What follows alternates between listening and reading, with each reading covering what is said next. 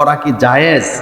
মেরাজের কি আমল আছে শোনেন।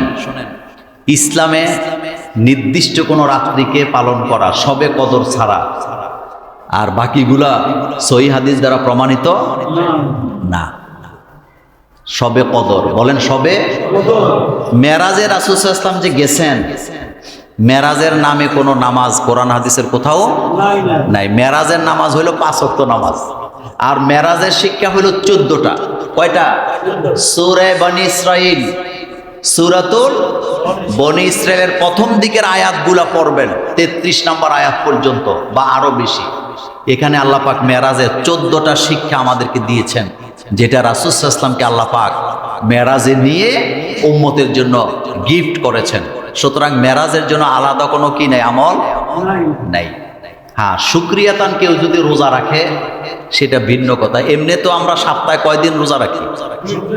2 দিন। আর চাঁদের মাঝখানে রোজা আছে না নাই? ওইটাকে কি রোজা বলে? আইয়ামে বীজ, অর্থাৎ মধ্যবর্তী রোজা। রাসূল সোমবারে রোজা রাখতেন, বৃহস্পতিবারে রাসূল সাল্লাল্লাহু কি রাখতেন? রোজা রাখতেন। সুতরাং আমরা ওইটাই করব যেটা আল্লাহ আমাদেরকে করতে বলেছেন।